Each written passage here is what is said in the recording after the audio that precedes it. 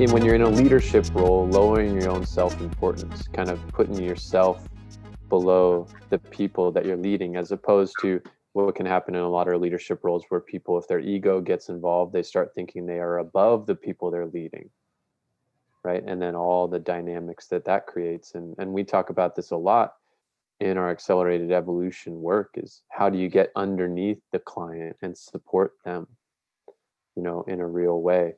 And then there's also the dynamic of when people say, some people lower their self-importance in a way that's destructive to themselves, where they're only looking after other people. You see, like, say, the mother who lowers her own self-importance, but it's kind of from a place of insecurity or not knowing how to take care of herself. Now her health is really bad and she's struggling because she thinks, oh, I have to take care of the kids, I don't have time to take care of myself. Or someone who says, a manager that says, I have to take care of my team, I don't have time to take care of myself. How would you distinguish the difference between the healthy lowering of self-importance to be in leadership and the destructive lowering of self-importance to be in leadership? Yeah, so if you think about, first and foremost, what is the aim? What's the outcome that we're trying to achieve? And then you really need to find a way to sustain a healthy balance between, what happens in an airliner when they say, put your own oxygen mask on first and then help those around you, Yeah. uh, and or making sure that you get theirs on and you never get your own on, and you end up succumbing to the smoke or the fumes or whatever the case is. And so, you know, my own approach, my own personal approach, and it's going to vary for everyone. My own personal approach, I probably carry a very healthy balance of making sure that I look after everybody around me and making sure that I do put them first, but not to the point where it is so detrimental to myself that I'm incapable of keeping the big picture, because you as the leader are the one who is accountable to make sure that the overall outcome is achieved. And so if you allow yourself to be so spent in the process that you're not operating well enough to keep that big picture and really ensure that everyone is thriving, and that includes you, not you Yeah. first necessarily, but it has to include you in that totality of thriving. Then that's really what it comes down to is, for a long while as a leader, I kind of went by the mantra of eat last, sleep less, and look after the team, and great things will happen. And I too got to the point where, like, I almost had a burnout and a breakdown because I was not looking after myself. And because I wasn't looking after myself well enough, I was then not even in a good place to look after the team. And so Right. that's why you have to make sure that you find that balance, because if you as the leader are not functioning well, rested, fit, sharp mentally, you're not going to be able to keep that big picture and look after the team either. So you need the balance. Right. Right. So not looking out for yourself at all is not looking out for the team. No, no, no. Right. That totally makes sense. Yeah. And if you look at, there's times perhaps when it needs to be that way, but you can't live life that way. Like, you can't live Yeah. life as if it's a 100-yard dash. There may be moments in your life when it feels like that, and that's the way you need to. But this is a long game, and it's a beautiful Yeah. game. And so, you want to be in it for the long haul. You want to be able to look after yourself and those that you love and care about for the long haul, which means Icky Bob has to figure in the equation. Yeah, I got it. So what I hear you speaking to is sort of like, over time, learning how to find that balance and boundaries where, yes, you're putting your team first, your organization first, your clients first, say, but you're also, over time, you learn how to keep that balance for yourself and also, take care of them and do what needs to be done for the desired outcome. There's a really beautiful way to think about it too. And if you have, some valuable friends and confidants and people who love you as much as you love them, a good question to ask is, would you like to be me when you grow up?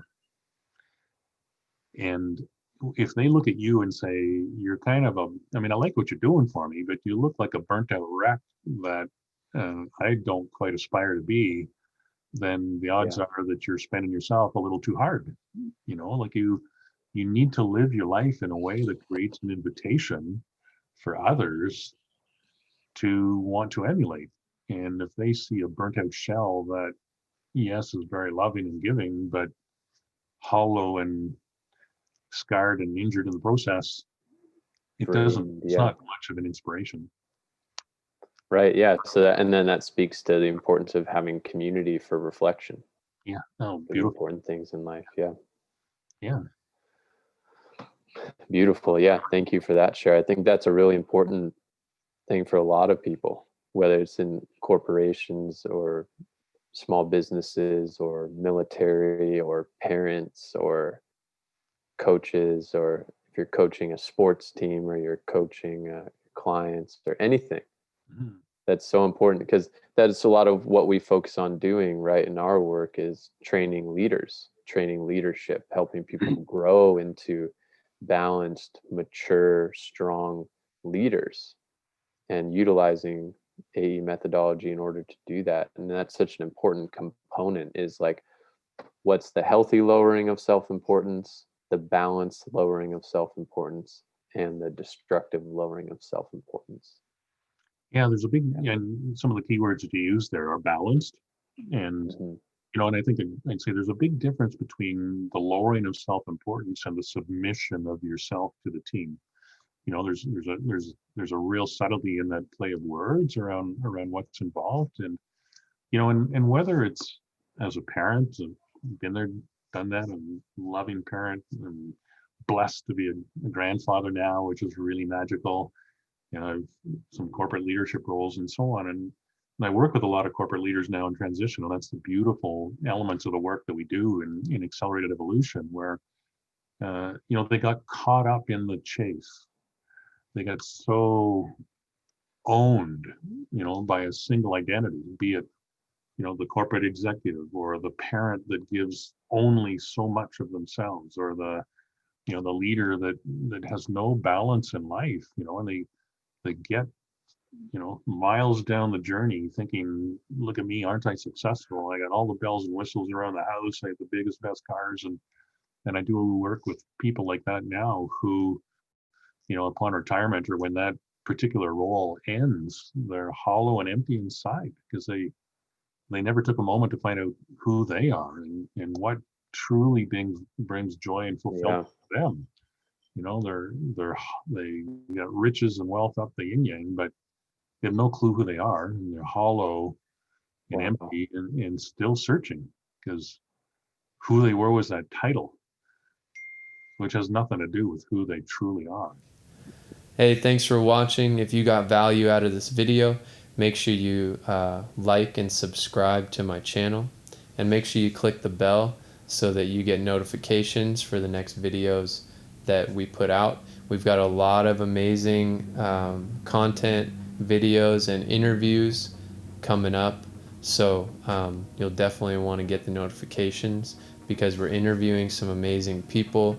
We've got a lot of cool things happening, so you're going to want to make sure you get those notifications. And then you can also follow Embody the Practice on Facebook and Instagram. You can also go to my website, embodythepractice.com. You can contact me. You can learn more about the coaching that I offer and learn more about how we can support you to live a greater life of strength, health, and happiness in all areas of your life.